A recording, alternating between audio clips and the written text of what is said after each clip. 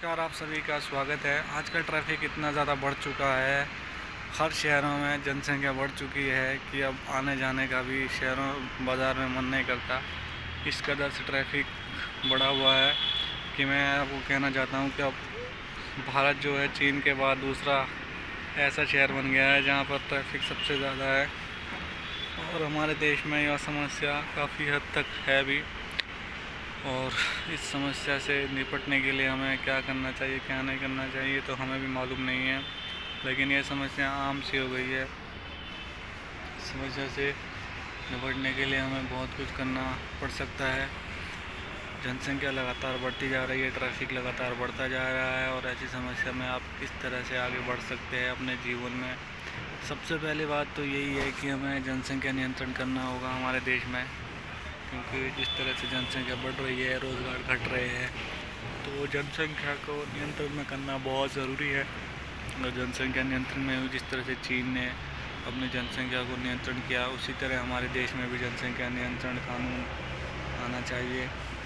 अगर जनसंख्या नियंत्रण में होगी तभी जा कर के हम कुछ बेहतर कर सकते हैं, तभी जाके हम कुछ बेहतर कार्य कर सकते हैं। और हमें ऐसा लगता है कि जब हमारी जनसंख्या नियंत्रण में आ जाएगी तो हम बेहतर तरीके से आगे बढ़ पाएंगे, बेहतर तरीके से कुछ कार्य कर पाएंगे। और यही वजह है कि हमें खुद की जनसंख्या को नियंत्रण में करना होगा।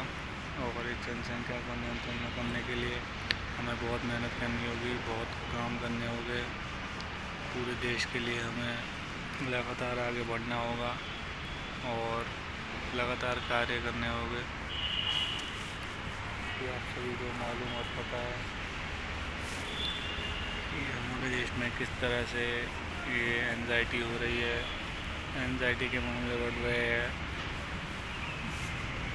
हमारे देश में ऐसी ऐसी चीज़ें हो रही है जो नहीं होनी चाहिए थी।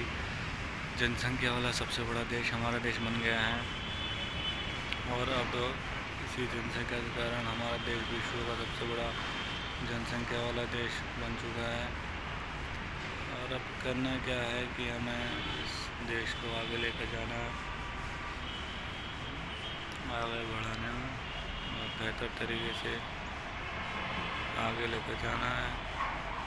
यही हो सकता है कि हम अपने देश को किस तरह से आगे बढ़ाएं, हम जनसंख्या को किस तरह से नियंत्रण करें।